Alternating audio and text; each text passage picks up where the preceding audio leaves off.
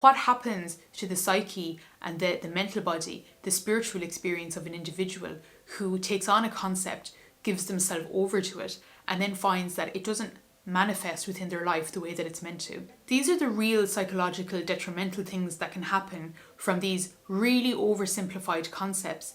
And hey guys, so another video on a bit of the Spirituality 101, and just finishing off some of the themes that we've opened up in the other couple of videos. So let's crack into it.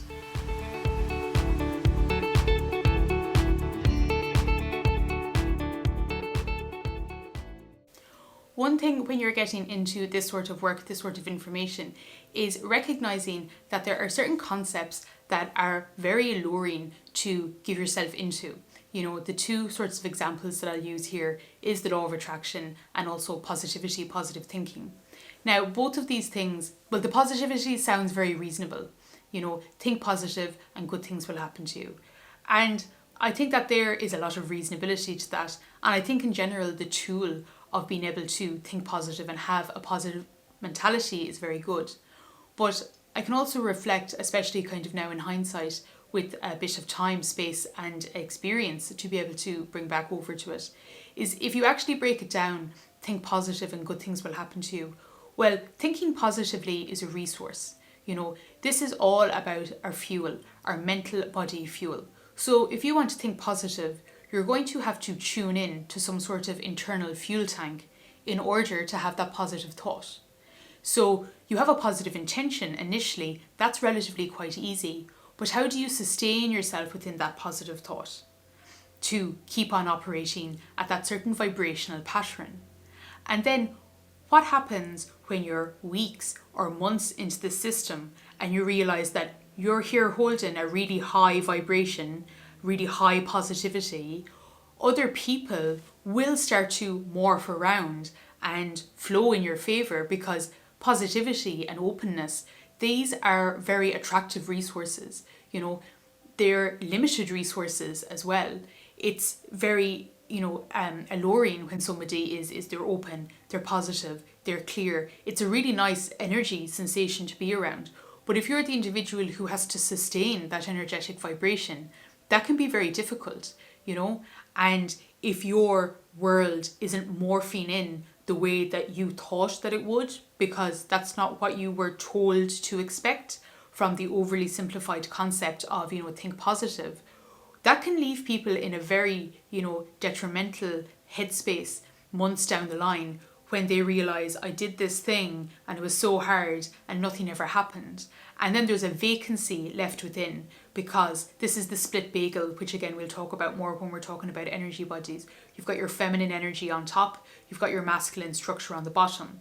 So the masculine structure takes in this concept of, think positive, and then the feminine, works really hard to sustain themselves as if everything is positive, everything is fine. And then months later, the feminine has been drained of all her resources, but there's no new masculine structure underneath with some grounded sense of reasonability. So these are the real psychological detrimental things that can happen from these really oversimplified concepts.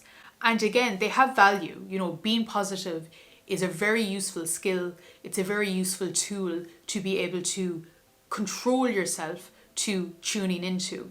It can be a very useful channel of thought. Well, I choose to be positive and I choose to see the clearly instead of shrouding it in darkness, negativity, shadow, fear. So it's a tool and it's a skill, but it is not like a button that you can press that will make things magically occur and magically appear. That's not to say that magic can't happen if you're being positive, but I suggest that for a lot of people who are in that vein or in that boat, they are the magic personified for others when they are holding that mentality.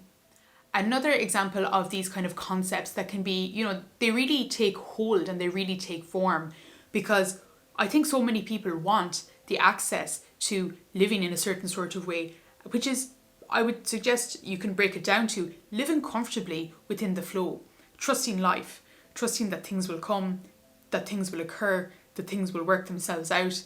And I think so many people have so many difficulties within their life at this time and within the world at this time that they're living in, that that's actually a really like high value resource for a lot of people who can't access this place of positivity, of being tuned in within the world, of being grounded and settled within themselves. So I think the reason that these concepts of the law of manifestation, or the thinking positive, high vibrational thinking, they are easy sells because they're telling us something that we want to hear. They are giving us some level and layer of reassurance. But the issue and the problem is with, how realistic are these? So the law of attraction, particularly overly simplified and possibly the best known resource of this would be The Secret, that book that was written and there was a movie made or whatever.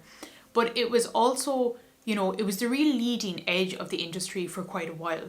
And I think what you find is that there are often key themes and topics that are taken, people run with it, and it speaks to, the generation that's available at that time.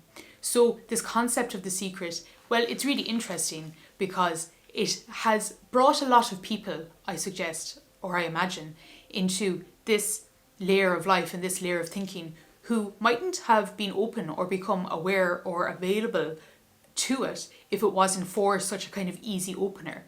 But again, what happens to the psyche and the mental body, the spiritual experience of an individual who takes on a concept, gives themselves over to it, and then finds that it doesn't manifest within their life the way that it's meant to? So I think that's just one element to highlight at this time, is that, there are almost like slapstick simplicities that can be applied to a lot of spiritual concepts. But if something seems too easy or seems too sweet, it's probably not too good for you. And the grounded reality of embodying yourself in this world and carrying the vibrational pattern of these things in a way that is integrated within yourself without causing significant hardship or damage, this is something that you really want to be taken seriously. I do believe that we can achieve whatever it is that we set our mind to, as long as we give the resources that are required to be able to achieve that. And if you're not being told about the resources in a reasonable manner, then how can you be expected to build that expectation into your view of what you're doing? I suppose there's this other concept of, abundance, and that all the resources are out there and everything that you need could possibly be available to you. And I just don't really buy that. There's only so many people on the planet. There's only so many resources. I think that conceptually there's this infinite nature and there's this abundance. But what does abundance mean? Is abundance just money and materialism and finances? Or is abundance the other resources of kindness, of listening to somebody, of caring, of time, of being able to be creative? Abundance is not just one thing. And if we think that abundance is always available to us, we might miss its actual networking form. If we live under the expectation that we can drop people so that we can pick other people up, who's to say what quality is really within the next person who's going to come along if we can't even value fully who is here for us now? So this is where it's so much about trying to live in the moment, live in perfect peace and calibration with the moment, accept the moment as it is without any resistance. And it's within that place of no resistance that anything that is not meant to be anymore falls away, which creates space for the new to come in. So a lot of this is really suggesting that there's a certain amount of common sense that you would do well to apply to this industry and this area. And what's interesting is this probably makes more sense to maybe somebody within my own age group. But if you're somebody who's in your early 20s or in your teenage years, you haven't had this kind of experience before, so you don't really know yet. And I suppose that's the beauty and the curse of this, is that there's, such a wide variety of age groups that this is applicable to. And where you are within that depends on what sort of ear you have for having a reference point within it.